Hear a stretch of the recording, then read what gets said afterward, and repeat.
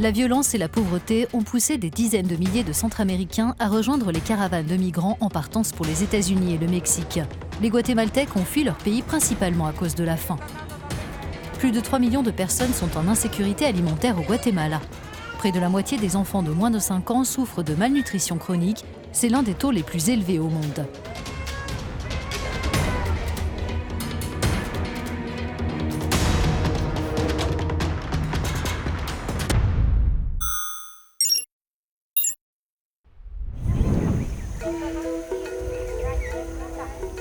La région guatémaltèque du couloir sec subit l'une des pires sécheresses de ces 10 dernières années.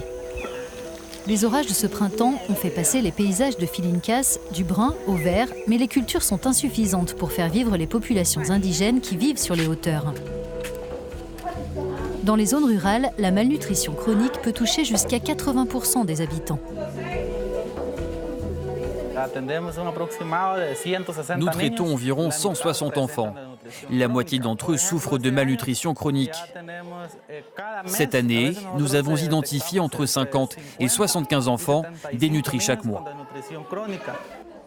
Parmi eux, la petite Dariela Esperanza, 2 ans, elle est 2 fois plus petite que la moyenne pour son âge. En général, elle ne mange que 2 tortillas par jour. L'Union européenne finance depuis 4 ans un groupement d'ONG qui s'attaque à cette crise alimentaire. Action contre la faim, par exemple, applique les procédures nationales pour détecter les enfants mal nourris en consignant leur poids et leur taille, mais encourage l'utilisation de rubans millimétrés pour mesurer la circonférence du bras, un outil qui n'est pas reconnu par le gouvernement. Une partie des enfants qui souffrent de malnutrition sévère se retrouvent de ce fait exclus du système de santé national. En prenant les mesures du poids et de la taille ici à Filincas, nous avons découvert qu'environ 2,1% des enfants souffraient de malnutrition aiguë.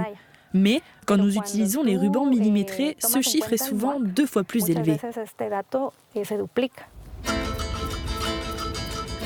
Nous quittons Filincas pour rejoindre la ville de Rocotan, située elle aussi dans le département de Chiquimula.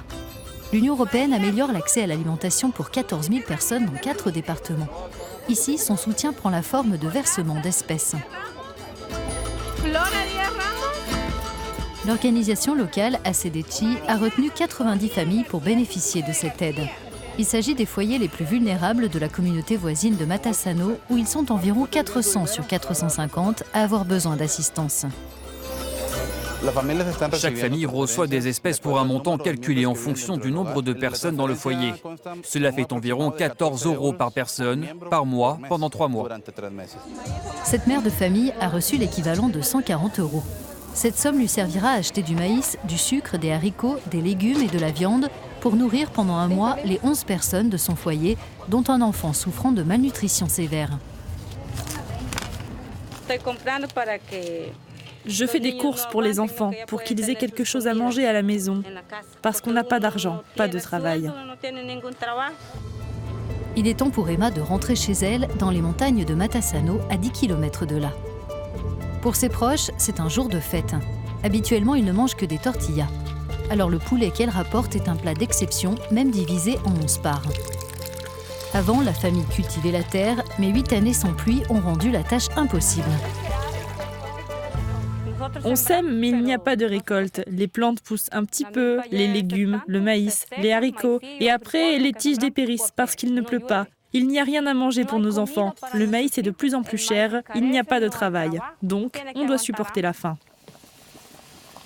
Le groupement d'ONG, financé par le service de l'Union européenne à l'aide humanitaire, répond à l'urgence en adoptant une approche globale dans l'ensemble du pays.